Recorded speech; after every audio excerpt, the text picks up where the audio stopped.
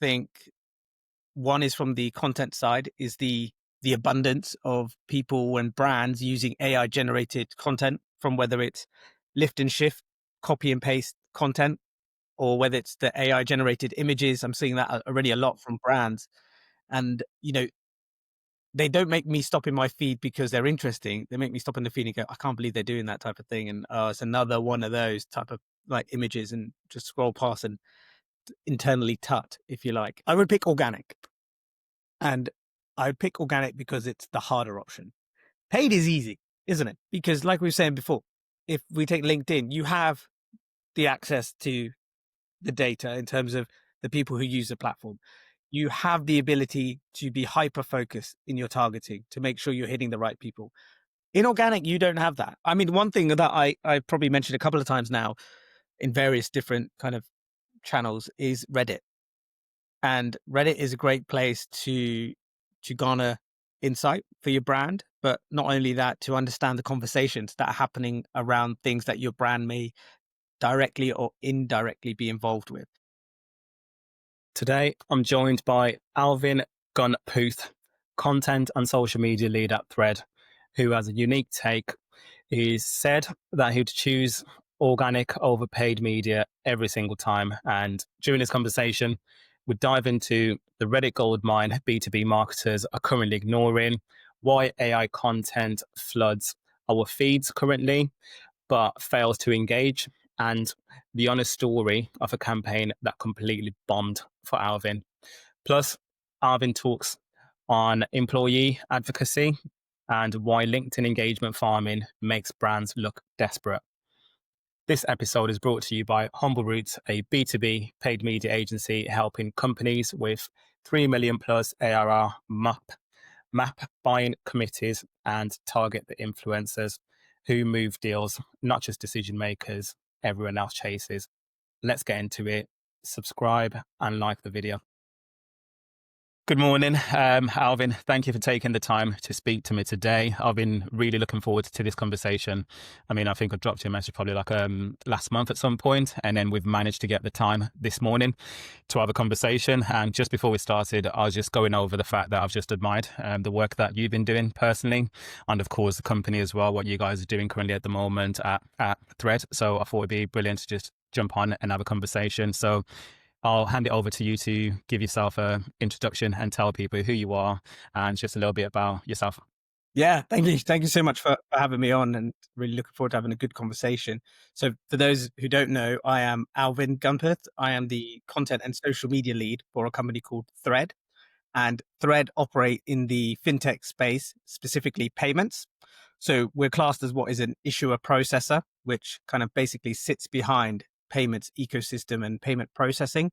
So for example, when you tap to pay or you use your contactless to make a payment anywhere in a shop, it goes through a number of different stages. And we as a company happen to be one of those stages that allows your payment to go through to contact your bank and merchant and vice versa. So that's kind of what Thredd do. What I do at Thredd specifically is obviously look after the social media strategy and content side of things. And that would include some of the blogs that we host on our website, and that ties in very well with our SEO strategy to ensure that we're, publishing the right content to help us increase brand awareness and exposure.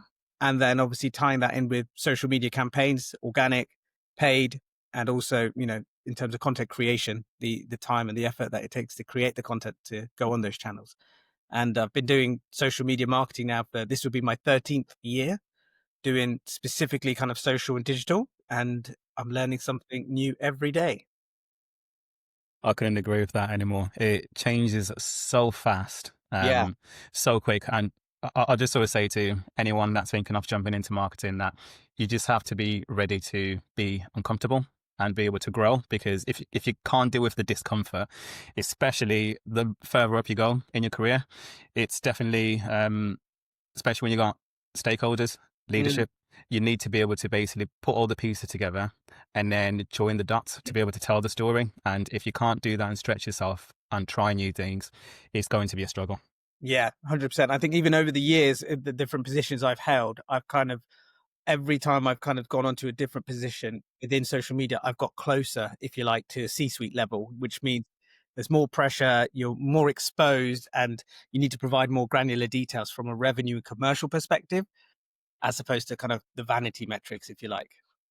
No, I agree. I mean, I just got one quick funny story that comes to mind. You know, as you're starting off in your career, everyone, well, I don't know if it's everyone, but I used to think, my manager seems like they've got it easy. This guy just comes in, is chilling. He looks like he's not doing anything.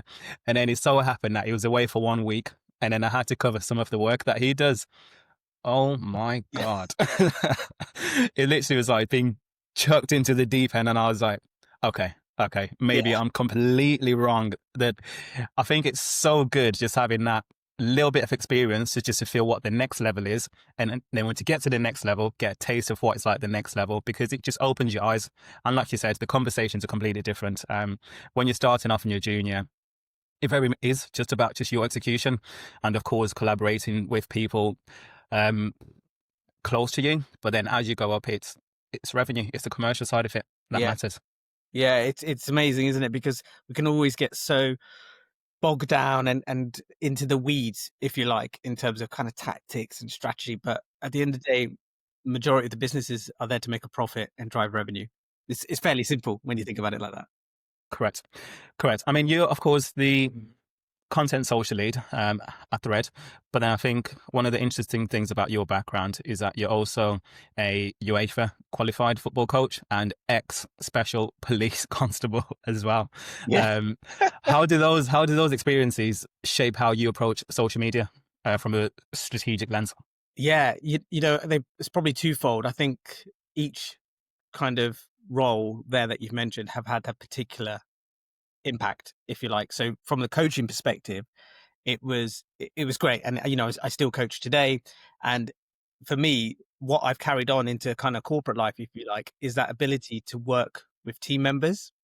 So as a coach, you're dealing with different levels of ability, different personalities, different attitudes to work and at work ethic.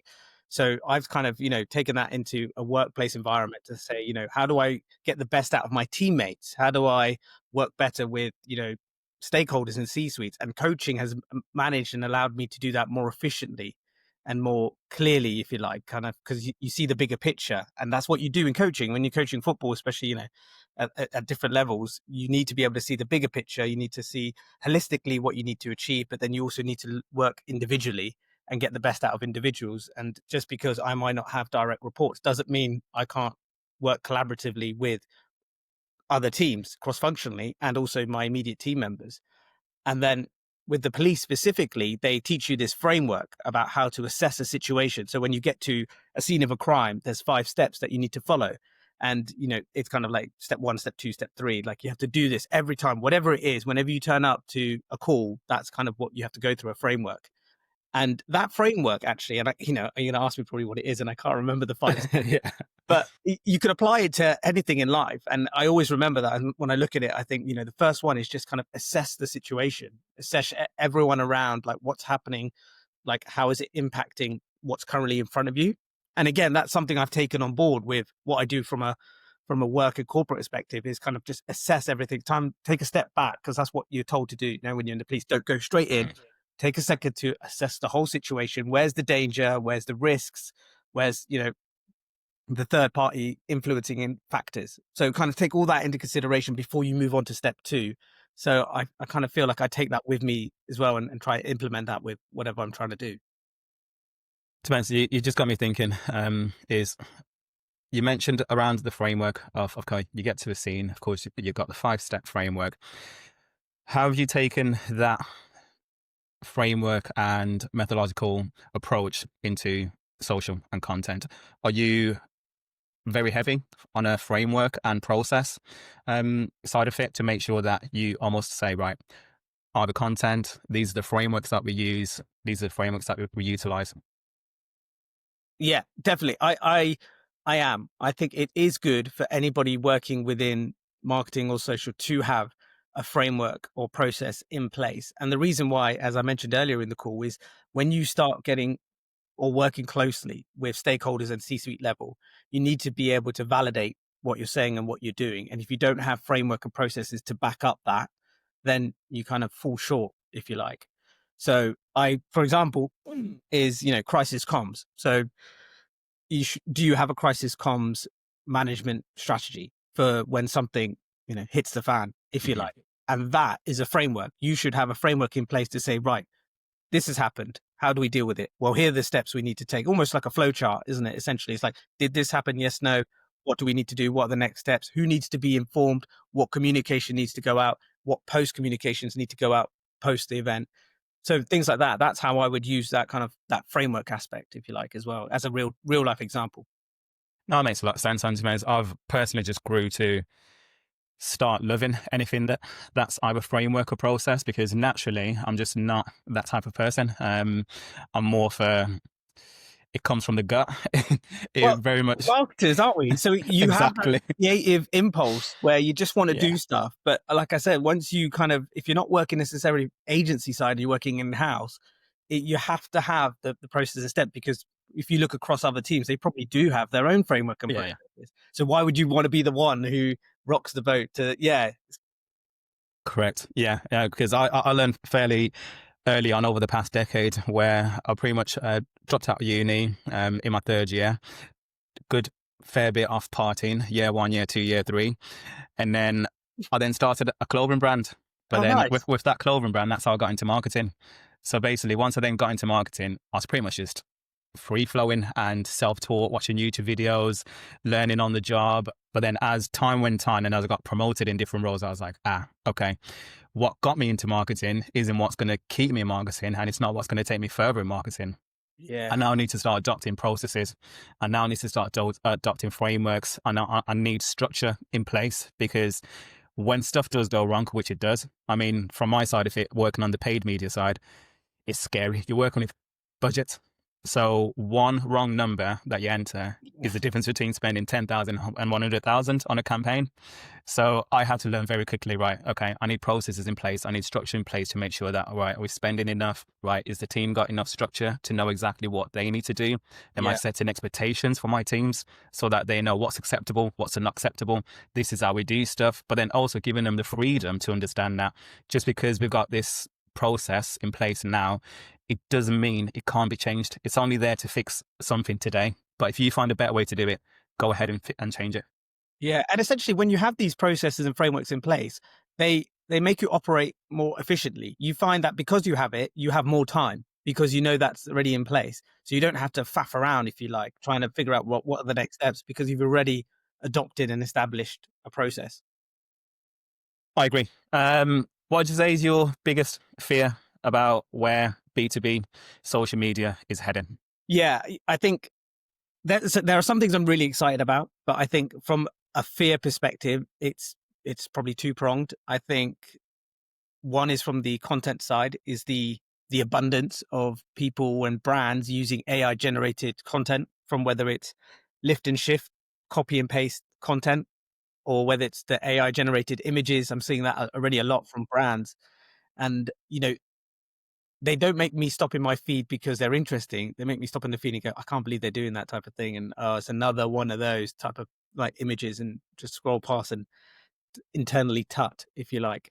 So that's my biggest fear. It's that is going to happen, is that everyone will start just regurgitating AI content and not necessarily putting their own spin on it. On a previous podcast, I was talking about how, you should use it as your ideation tool, not your end-to-end published tool, like, ideation, creation, content, and then publish. I don't think it should be used like that. I think you should use it to kind of as a sounding board to work back different variations of creative concepts. So that's my biggest fear, I think, is that we'll just be completely suffocated by just the same kind of tone and language until a couple of years or a few more years into the future, when people suddenly start getting sick of it, and then we do full circle like social media does, right? Social media always does full circle. So I can see that happening again.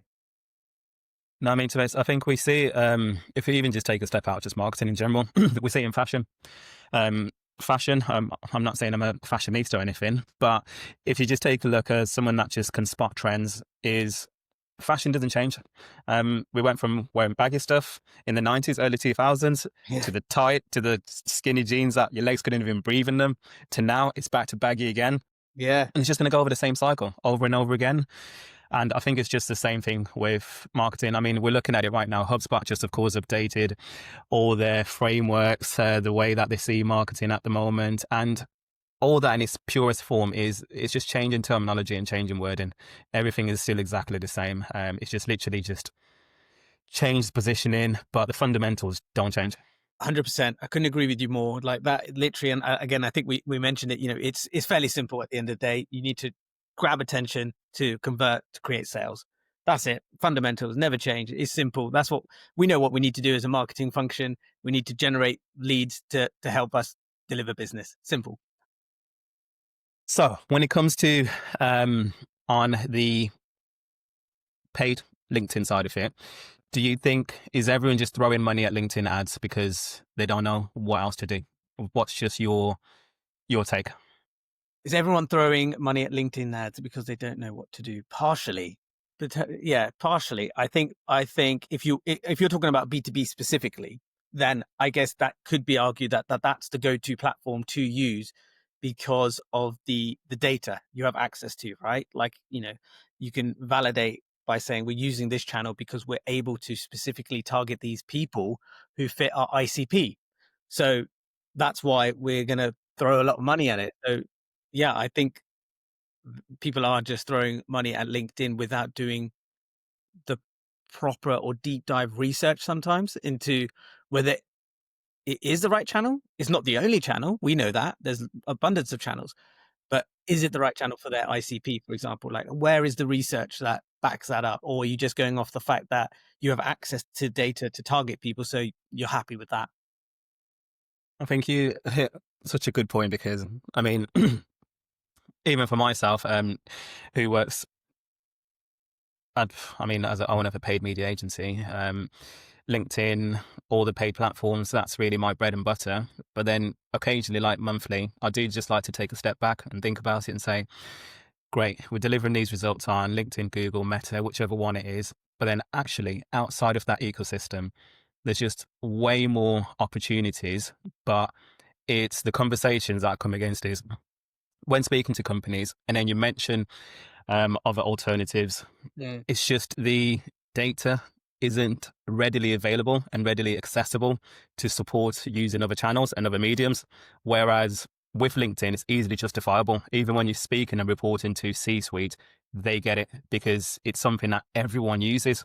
Yeah. So it's more for, it makes the conversation easier and it's easier to manage stakeholders internally. Of course, yeah, it has to deliver results as well.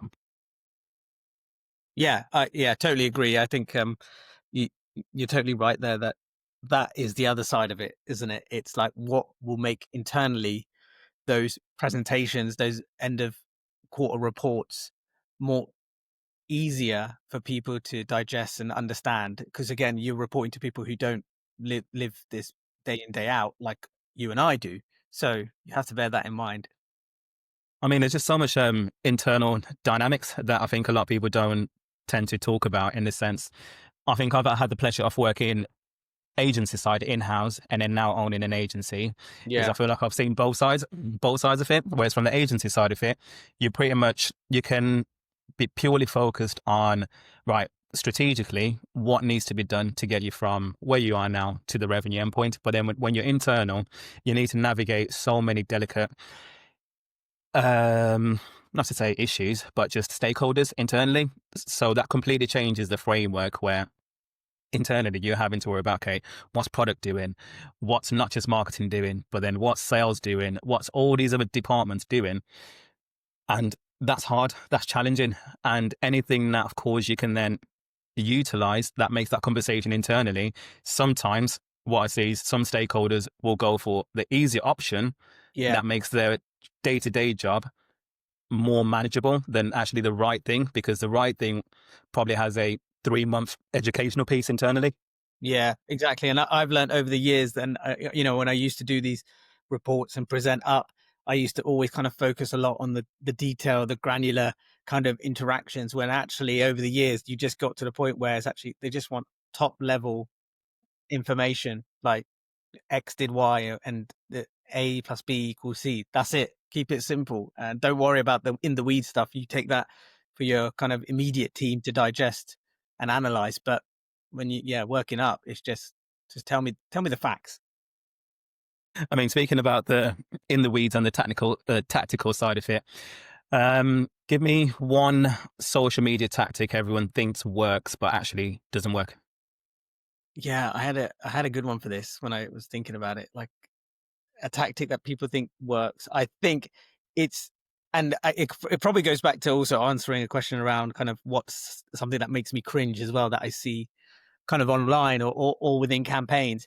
And I think it's when B2B brands are trying too hard to be comical, right? Like they're going so off piece when it comes to their tone of voice and brand personality, just for the sake of views and likes. It's trying to, it's that I hate the term, but it's like, oh, how do we go viral type of thing. It's like that. That makes me cringe so much. Or hearing that word, I think just loses its importance around me anymore. But it is that it's like you can sense it when people or brands are trying too hard to kind of overindulge with the new or the flashiest thing to help try and get them more reach. And in this, in some instances, it can be the comical route. I get it for certain brands where that has been embedded from their start or that's within their brand story. But when it's not, then it just, you can see it, right? You can feel it, you can sense it. And yeah, No, I get it. You see everyone trying to be Ryanair, yeah, everyone trying to create their own Jet2 moment, Audi, Lidl. exactly. Right. And how does that, I mean, yes, it probably can you can convey that in a way on B2B. And I have seen, and I can't remember now, but I have seen some brands who do it quite well. I mean, we're probably all aware of how, the big budget Salesforce have, for example, and, being able to pull in Hollywood A-list actors to do some sort of comical skit. Okay, that might work but then they're Salesforce. So kind of everyone already who knows of them knows of them. So it's not necessarily the same objective for their campaign than it would be for you and I. But yeah, that you can do it right, but I just think you have to think about it. Don't just go out and do something that's so off piece that it doesn't really reflect your true values. I think as long as it's within your values and it feels authentic, I think that's Yeah, the biggest thing from my side. Just make it feel authentic, because if it's not, everyone can tell. Everyone can tell. You go through social and you can just spot it. It sticks out. yeah, and it's crazy, isn't it? Because it's almost like hypocrisy. Because you're almost like, oh, I had to stop and watch it because it was so bad. It's like, well, then is that classed as success because you watched it? It's like it's one of those. It's like, well, no, still not. But I mean, that's actually making me think about. Remember, was it last year when Jaguar did the whole rebrand? Um, Jaguar did the whole rebrand, and from eyeballs and just like a awareness side of it, crazy, crazy views. But then when you look at actual revenue side of it, it's declined. yeah, So I'm not sure what you want. Do you want people just viewing it and watching it, or do you actually want revenue? Because they got it right on getting people to look at it, but then they got it wrong when it comes to the revenue side of it. 100%. So when it comes to failing, the beauty of marketing I like to find is that for the amount of wins and successes you have, you probably got 1,000 failures behind you that no one ever sees. So can you tell me about a campaign that completely bombed, either organic, paid, doesn't matter? Yeah, I had this one campaign, if you like. It was for a B2B brand a few years back now. So it was when Twitter was still very popular and, a really good channel and great for kind of two-way conversation. And I think one of the things that were really big around that time was competitions in order to drive followers when, vanity was the main kind of thing to have, in terms of follower base. That was something that came up as a campaign between the team and because we had a sports sponsorship going on, it was easy for us to like obtain tickets or merchandise to be able to kind of use as collateral, if you like, for prizes. And it was a case of, right, we want to grow our Twitter following. We're going to use this prize to help generate more followers. Like you probably still see today. It's like, follow, retweet, etc. And you get entered into our prize draw to win these VIP merchandise or tickets, for etc. And on paper, it looked great, right? You got this amazing sports sponsorship. You got these cool tickets for this really high adrenaline event. you're thinking, right, it's going to be great, but it completely like flopped in the sense that, yeah, it just didn't get the traction I personally thought it would get. And that could be a number of reasons. It could be because it was B2B. And at that time, Yeah. like it just wasn't necessarily the thing to do. Too early. Yeah. It's almost like we were being too out of the box, and it backfired because we were trying to be almost like, I always say, right, I don't feel there's too much B2B, B2C is kind of human to human Mhm. interaction. So it's kind of like we were doing that. We were like just saying, come on, just take part in this conversation and help, grow our following. And it just didn't go the way I wanted it to go. And the followers who did join just weren't even in our right kind of ICP, Mm. because you can't like, No. filter them, right? It's because you're opening it up to anyone essentially in the world. So yeah, that's one campaign that just made me always double think about competitions and the objective behind it, and whether it was B2B or B2C. Just kind of think, how is it worth it? What are we really trying to do? Going back to kind of revenue. But obviously back then I was a lot more naive and young and early in my career. So I was like, yeah, I want to be the brand that has the most followers, right? I want to be that brand that competitors look at and go, geez, those guys are smashing it for a B2B brand. And like I said, that I can't remember how many years ago that was now. Maybe you're talking like 6 or 7 plus years, I think, or even longer. But yeah, it was one that just didn't hit the spot, unfortunately. No, I mean, we've all been there. We've all been there. At least you did it back then. And the great thing about it is that you just learn from it. I feel like, of course, with LinkedIn at the moment, B2B side of it, I think we're almost going through that in a slightly different way, where you see so many people posting and saying, repost, retweet, not retweet, repost, or drop a comment for something. And it's just basically just trying to gamify the system, gamify the algorithm. But then actually, at the end of the day, it's like, you're doing all of that for what? Just Mm. for vanity metrics, because from a delivery and value side of it, I'm not really sure what the majority of them get at the end of the day, because even just from a revenue side of it, okay, great. You have 100 comments, people who superficially look like they're engaged, but then off the back of it, when they then try to follow up with them, I bet from 100, they'll probably get 2 people Yeah. off the back of it. And it feels like it's just going crazy at the moment on LinkedIn, just that trend. Yeah. 100. And like in my head, I call it kind of engagement farming. It's kind of just like that, isn't it? It's just trying to, I know they used to have those things called pods, right?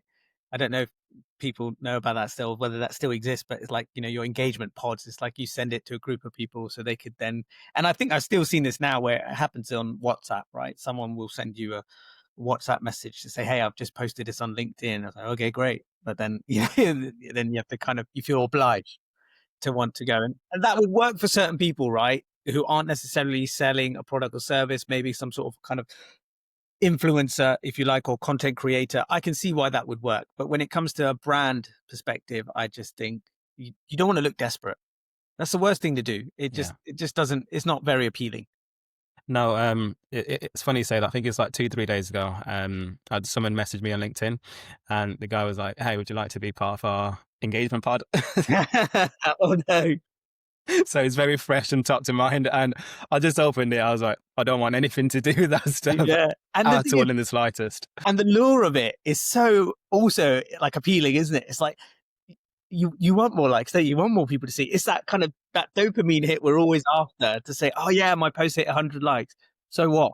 It's like that, isn't it? It's like, oh It's exactly that. And to me, as soon as I opened the message, I looked at it and straight away I was like, it's got no real meaning to me, because at the end of the day, I get why I I'm on LinkedIn and why I'm posting on LinkedIn. And that's because I want to drive business. I want to grow my business. That is the reason why. I'm not an influencer. I'm not a content creator.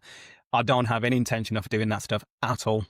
What I'm doing is to, of course, do the podcast, learn from great people like yourselves, put content out there that will be valuable for some people. But then ultimately, that's the reason why. It's not to get likes, get that dopamine hit. Of course, it feels nice when you drop something and it goes, it feels nice. But it's just going back to saying, right, what am I doing it for? And that's why I had to be like, no, sorry, I'm not interested. yeah. And I think again over the years I've learned, and more recently, is that it can also be quite generational. I've noticed that a generation of people currently who use LinkedIn have a certain expectation of the channel. And that maybe compared to you and I generation, it could be slightly skewed or different in the fact that, okay, the current generation and Gen Z coming through are looking for that kind of dopamine hit, that kind of TikTokification, if you like, of content and being able to just engage and that's it. But the kind of generation before us are like, that kind of, yeah, I'm looking at the numbers. I'm coming to LinkedIn because I'm here to kind of do business or look for a partner, etc., etc. I'm not here to watch a comical skit. Do you know what I mean? Like I personally, that's how I've seen things evolved.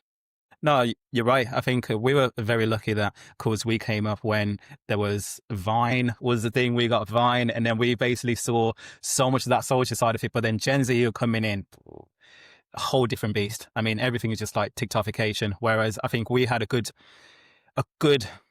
couple of years where we weren't really on the internet. Of Yeah. course, then we had MSN, we had all these other things that came as we got older.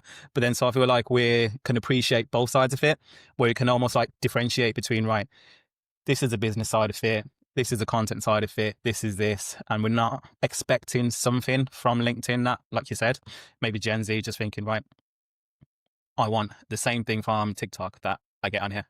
Yeah. So what you're saying is the millennial generation is the best.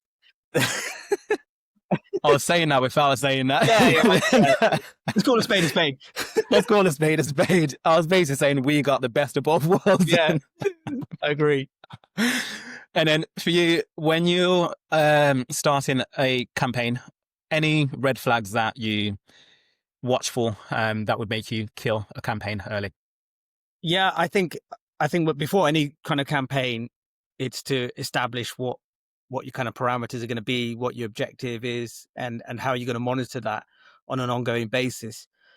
I think the only time where I'd say this, but probably 9 times out of 10 where the red flags really need to be kind of analyzed is when you're doing something slightly new or A/B testing.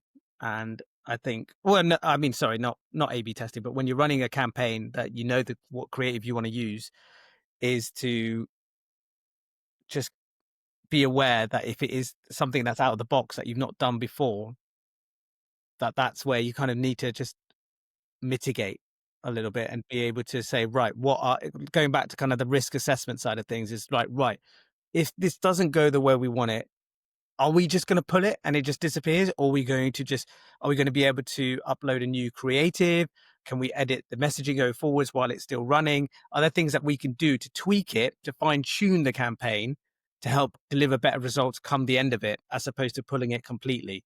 So, as with anything, if we're looking to drive traffic or drive leads and it's not doing that, there's going to be a reason why. So it's like almost putting in checkpoints early on as possible. This is a checkpoint 1, 2, 3, 4, and going in and delving into the details and the stats and the analytics to really understand, right, that's not working. Why isn't it working? And also checking your budget kind of allocation as well to say, right, if it's global, you know, I know LinkedIn spends by kind of time zones. So if you're targeting different regions, by the time you've hit, Europe, it's already spent all your budget in APAC and the US by the time it's got around the globe. So you're like, well, now we need to break up the campaign. So we do it by region, for example.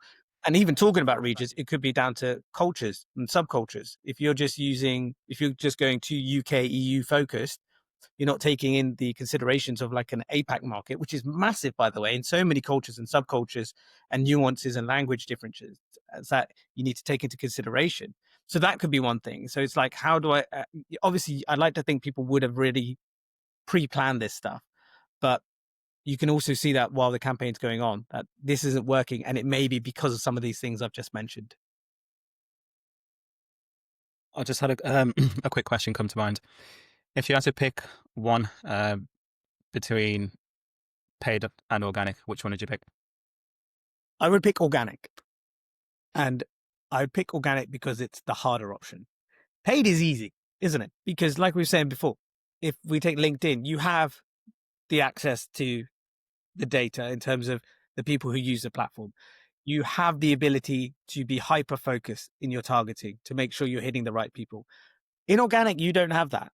You can't, I know in some instances you can stipulate groups of people and your location from an organic perspective, but on the whole, it's not as granular as paid. So I think you have to work harder to really push organic content or make sure it hit that sweet spot. And when it does, and let's take Instagram Reels, for example, when a reel kind of, for want of a better word, blows up and it gets those views, it's really good. It's a really good feeling. Now, again, it'll go back to that objective. It's like, what are you trying to achieve? And then how can we then look to convert those views into something more tangible? But for me, yeah, I'd pick organic just because it requires more creative thinking. It requires kind of more passion, more desire to want to make that work. Where paid is easy, isn't it? It's a simple option. You just chuck a bit of money at it and you can see it, then you go again. So, and I'm sorry, I'm not saying that because I know you work in paid media as well. And I'm not trying to devalue anything you're doing because it's still very important when combined and obviously in correlation. But for me personally, I would choose organic because it means as in-house marketers, you need to push yourself to the limit, work a bit harder. No, I mean, from my side of it, I agree with you. I completely agree with you. If you had to pick one, organic or paid, I'd pick organic because I think it's more long-term sustainable as well. And then it's just a simple fact that, for example, when I am talking to companies and brands, first of all, I just like to make sure that they've got good fundamentals, and that good fundamentals is the organic side of it, because organic gives you so many shots and so many reps to actually get your positioning, your messaging, your creatives. You need to have that fixed and sorted before you can do paid, because if you don't have those fundamentals and those organic reps, paid will never work for you. Paid will never work because paid, I see that as more the amplification. And then even when you just look at the fundamentals from a business side of it, it's pretty much pointless for a company that's either launching this week to be running paid campaigns, because within that first year, your positioning, the way that you are in the market is changing so much. And then you're basically going to be putting out new ads every single month saying, we do this. No, tomorrow we do this. No, tomorrow we do this. And I'm like, don't get it wrong. If you're coming to me, I'll take your money. I'll take your money. But then I'll also tell you that your expectations need to completely change. So I just like to look at it as both of them complement each other, and there's different stages where paid can come in, but then at some stages paid cannot come in. So it's just being able to understand from the business's growth stage where it is and what the total the final objectives are. That's where you need to take a look at it. That's why really I'm excited about, for example, thought leadership ads. Yeah. Like that blend between the paid and organic. I just feel like companies that are not embracing and really doubling down on their thought leadership, employee advocacy programs, probably going to struggle really from 2026. If you can't find a way to activate and engage at least 4 to 5 key stakeholders within the business and get them posting regularly on LinkedIn or wherever your audiences are, and then amplify that with paid, you're going to struggle. That's one thing as well I always say to kind of people who are early on in their career is keep an eye on what these channels are releasing and developing in terms of products, because 9 times out of 10, those products like thought leadership ads is going to be something that they really want to push. So if you're going to adopt it, you're going to get on the better side of that channel because that's a product that they want to push over something else. So kind of be first to market, if you like, or be an early adopter of something new that's been brought out. Currently, internally, what are you testing right now that you're excited about? Funny enough, it's employee advocacy. It's something we've started very recently with a new tool that we've onboarded, and it involves me being able to create a proper advocacy program. So, and that would involve kind of training sessions as well. So being able to kind of internally run lunch and learn sessions, if you like, to help upskill people to understand why are we doing it and what's the benefit for the business ultimately. And then kind of B and C is like, this is how you do it. And this is how simple it can be. Because a lot of the times if you don't have a tool, which you can do employee advocacy without a tool, right? It is doable, and I've done it up until this point. But the problem or the issue with that is that it's manually intensive, and B, there is a lot of pushback or friction, and that friction that comes from potentially internal employees or your colleagues isn't because they don't want to do it. It's because sometimes it can be the anxiety about doing it or the lack of understanding of why it's important, or the time required for them where it's not their day in, day out to create content and copy and an asset. For us, it's second nature. It's easy. Yep. But for people who don't live and breathe it, it can be quite difficult. And like I say, it can be quite anxious and make them anxious because they're like, oh, I don't know what to post. I don't know when to post. I don't know how it's going to be perceived, etc., etc.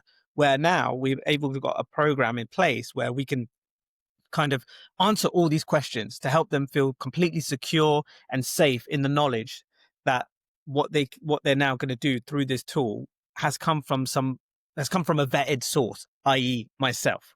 So I have been able to kind of create content that ties in with our overall content strategy for the brand and be able to kind of filter that down into our employer advocacy to help them perpetuate content on their channels. No, I'm so on board with that. Actually, probably at some point afterwards, I'm gonna send you a Word document to get your thoughts. I've basically created. I know you're a football man, so I created this employee advocacy slash thought leadership program. Named it 442. Nice. 442. Very So nice. it'd be good to just get your thoughts on it. Basically, it's just a split off over a 4-month period because it is hard. And from the conversations I've had, it's almost that getting started is overwhelming from the lot of conversations I've had, and time. People just don't have the time. Let's be real. You got your job to do. So just do a 4-month pilot, pick 4 people, and run that for 4 months, and then just pick 2 content pillars. And then for those 2 content pillars, just post twice a week. Nice. So what that does is essentially just brings down that barrier to entry. And then when people feel like they know when something starts and finishes, they're most likely to actually say, okay, right, I'll give it a go. I'll just try it for 4 months. And then if it doesn't work, I'd never have to post on LinkedIn or whatever it is again. And then it just drops that anxiety and that barrier to entry. And then just that comfort of saying, actually, with the 2 content pillars, we can help with that. And then also with the 2 posts per week, we can create a social calendar, make sure that the content aligns to you authentically as a person. And then that can be rolled out. And then, of course, it's A/B test, see what works, see what doesn't work, pivot on a monthly basis for that 4 months. But by the time it gets to the 4 months anyway, that anxiety has dropped significantly. And people are, actually, it's not that bad. Yeah, I totally agree. That sounds amazing, by the way. I think that sounds like it's got really some good legs and a great way to intro a program. And I think for me, the end goal is to then get to a point where people do feel comfortable and they then go off and just post content freely. And I've seen it happen already internally. And when I see it, it's almost like you get a little kick. It's like a teacher watching their student graduate or kind of pass the test. You're like, yes, they got it. They're now able to kind of go off on their own, take off the stabilizers. It's like that feeling. So that's kind of where you want to get to. Correct. And what's one test every B2B company should be running, but probably isn't? So when you say test, do you mean kind of like from a creative perspective? Do you mean from like tactic, ad? Um, any. I'll let you pick one which you feel is worth testing. Yeah. Yeah. Okay, cool. I mean, one thing that I probably mentioned a couple of times now in various different kind of channels is Reddit. And Reddit is a great place to garner insight for your brand, but not only that, to understand the conversations that are happening around things that your brand may directly or indirectly be involved with. So a test could be to set up your own kind of Reddit brand profile and just start going into these forums off the back of the keyword list that you know exist, searching that in Reddit and just having a look. Just spend some time analyzing the conversations that people are having around your particular product set or brand or vertical, whatever it is, and just see some of the conversations because they're real, they're honest, and they're authentic conversations that are happening day in, day out within these forums. And people within those forums make recommendations. They make recommendations of brands that they use, come across, they like. And 9 times out of 10, you could be missing that opportunity, that the fact that you've been mentioned in there if you're not either tracking it with social listening or just actively being in there. So I would advocate that you jump on Reddit straight away and just putting in some keywords and just see if there's anything. If there isn't anything, is that an opportunity for you to then be first mover and take hold of that on that channel and say, right, we're going to create a thread or we're going to start creating content through our people. That could be part of your advocacy program as well, to say, look, we're going to provide expertise on this, this particular area, and start talking about this or ask for opinions. And then you can own that space. I think that would be something that would definitely provide people and brands with value. I mean, I'm so bullish on Reddit. I've spent far too many hours in my life on Reddit, and it's so easy just to like go into a rabbit hole on Yeah. Reddit Yeah. because there's so many subreddits. But it's so true, especially it just analyzing just the change in B2B and just the way that people are buying and consuming and researching with that whole dark social Yes. aspect of it, which is changed and is only going to change significantly more. It's the fact that people are having these conversations about your company, your brand, your competitors. And if you're not on these either Reddit, Slack channels, Facebook groups, you're going to miss out on all of these valuable conversations. Or even if it's not where you jump in to pitch yourself, but the learnings and information that you can have to either take back to product or from marketing to basically utilize that and shape it and embed it into campaigns. But I just think it's such a big opportunity on Reddit, and Google significantly values that from an organic side of it when you're looking at SEO side of it, and also LLMs. Reddit is a big player. Yeah. Big source for their information. And you just made me think, like, in terms of kind of the reason why I mentioned this is because I did this test. This test I'm talking about, people should try. I did it, and I came across our brand being mentioned. And for me, I think, one phrase I always like to kind of endorse is that the true measure of your brand is when people are talking about you when you're not in the room, and it being positive. And in this instance, it was somebody who was talking about payment processing. By the sounds of it, they looked like a couple of fintech developers or founders. And obviously, I searched our brand name and we came up. And we only came up because somebody had recommended us as an issuer processor platform. And that for me was just like that kind of that moment where I was like, oh my god, this is gold dust. Like, this is exactly what you want. Without any kind of paid media, without anything within that channel itself, people are actively, like how you and I would do, just like, well, Right. what's your recommendations for airline or holiday or whatever, hotel, etc. It's like that. And that came up, and I was just so amazed and kind of delighted that that came up, that we were being mentioned as a potential provider for this person's kind of as a solution for this person's problem. And that's why it can be so important, because then that made me think, right, how can I somehow get involved in this conversation to help take this further? How can we then look to move it down the kind of sales funnel, if you like? No, and I think the really cool thing before we move on from Reddit about Reddit, that if you've never been on Reddit, it's so anonymous in the sense that it's not even your first, last name. Yeah. That probably the easiest channel to get involved in. It's a random name, a random picture. No one would ever know who you are, and you can just start posting. And if you don't want to post and get involved, you can just lurk. Yeah. There's nothing wrong with lurking. Just sit in the background and just read and just upvote stuff. So I think from a barrier to entry, it's so easy for anyone to get involved in it. Yeah, exactly. And then what do you say is the biggest mistake you see when people try to scale?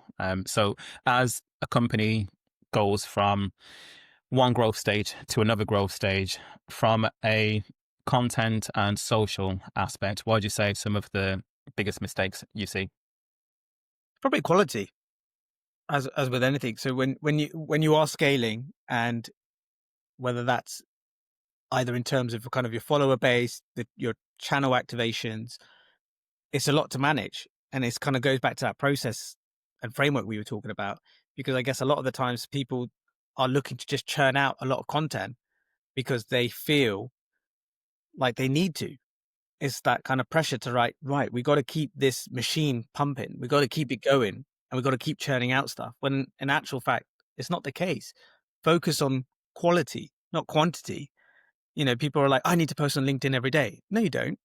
You could get away with posting once to two times a week if the quality of those posts were really good, like authentic, true to your word, quality content. So I think that's kind of one of the biggest mistakes I see, is because then you start seeing content that you can tell, because they're trying to keep up with a particular cadence, but the quality is just not there anymore. And it's almost like, oh, you kind of just posted this for the sake of posting. And a lot of the times it would just be a bit of text and the thumbnail short link type of thing. Hmm. You're like, why Hmm. did you do that? That's so random. And there's no engagement on it as well. So it's not like, it's my own opinion. You can see it. Yeah, you can just see it. Everyone, that's the beauty, isn't it, of social, in terms of kind of vanity metrics. You can see instantly whether a post has done well or not. And that tells you that. And so that's what I think it's one thing, is just kind of just sometimes it's okay not to post every day and just focus on quality over quantity. Just like with followers, you don't need a million followers who are going to sit there and do nothing. I rather 1,000 and they do something. Correct. You made me think very philosophical. I can't remember. I can't remember who it was. Would you rather be loved by I can't remember what it is. Basically, would you rather be liked by a million people or Yeah, adored by like 10 people? Is yeah, essentially what it is. And I know which one I'll take. I think it's just one of those things like, would you rather have 50 friends and have no real friends or just have 5 friends? And me personally, especially as you grow older anyway, married, kids, that social circle shrinks. It yeah. shrinks so much. And I can count the 5 real core friends that I've got, but I wouldn't change any of them. And just those relationships are way worth more than 10,000, 50,000 artificial, superficial friends. Yeah, and it's so easy, isn't it, when you are early in your career to want to prove yourself through these metrics, right? And say, look, I managed to achieve this. And okay, you might have it as an OKR or KPI, which is great. And if that's how you want to measure it, fine. If you can somehow show that that is impacting your bottom line or demand generation at some point. So there's no issue with doing it and having it. But if there is a single legged journey that tracks to that to say, because of it, this is happening, it's resulting in this, then fine. No, I mean, before I jump on the last question, it's moving back in the day on Instagram. I remember when there was a time where there were the apps that people would use to either buy likes or buy followers on Instagram, and it was just all about who's got the most followers, who's got the most likes. But Yeah. then nothing happened off the back of it, and it's just like, what's the point? No, I know. And I used to work with a couple of brands when I was in my in my consultancy days as well, where that was the case. They were like, "Oh, we bought followers." I was like, "You did what?" It's like, "Yeah, we wanted loads, so we bought followers." And I was like, "Right." And has that resulted in sales? No. I was like, "Okay, well, job done then." Yeah, pointless, absolute pointless. And who would you say is someone in marketing that more people should know about? So, particularly for LinkedIn, somebody who I recommend people go and check out and follow is a young lady called Zandrina Allday. She is a social media consultant that runs a consultancy called All Day Marketing, I believe. And the reason why I think she is a good person to check out is because she is very consistent in her content. She's very consistent, but she's also very true and authentic. I know we throw that word a lot, kind of around a lot, but it's true. It is kind of, you get what you see with her, and she's got great experience, and she's really pushing kind of video content on LinkedIn and doing a lot of kind of vlogs, if you like face to camera. And yeah, it's somebody that people should check out for inspiration more than anything. Just it's great to absorb the content that she's talking about, but also absorb the creative formats that she is actually doing. So kind of analyze what the post is of how she's kind of putting it together. Like, oh, it's a video of her talking about this. Ah, that's a really good idea. Then you can then digest the content she's actually saying, but actually just look at the formats and the way she's presenting herself and things she's talking about and how is somebody I recommend. Okay, well, everyone, please check her out, see what she's about. I definitely will check her out. I don't think I've come across her. I'm not sure, but I'll double check afterwards. But I mean, as we wrap up, is there anything going on from your side that you want to shout about, or anything just from Thread side of it that's worth shouting about? Yeah, I mean, we something to shout about very early stages is that we are kind of testing Instagram and TikTok, and the handle on there is at Hello Thread, and it's something that is very early days, very inconsistent. I'll be honest with you, because we're just trying to find out how we're going to use these channels, but we're going to be on these channels to try and figure that out, obviously, because you can't figure or A/B test something without being on it. So that's something I'm really excited about, because going forward is going to be quite important for us as well, as kind of that generational audience changes. So yeah, that's something I'm looking into, and also thought leadership ads. Looking forward to kind of testing those. We're looking at doing that as well. And yeah, it's just an exciting time for B2B marketing, and specifically within fintech as well. I think it's quite interesting to kind of stay ahead of the curve, think outside of the box, and as always, it could be worse, right? Could be way worse, Yeah. way worse. So no, I definitely agree. And where can people find you? Yeah, so I'm on LinkedIn at Alvin Gunputh. So that tends to be my go-to if you're looking to contact me. So just follow me on there and send me a message. More than happy to answer any questions or help out with anything. Just shoot. It's not a problem. Okay. No, it's been an absolute pleasure having you on today, Alvin. I really enjoyed the conversation and found it extremely valuable. And I hope that people watching and listening will also manage to take away what I got away from it. But so, no, thank you for your time for jumping on. It's been an absolute pleasure. No, thank you so much. I appreciate it.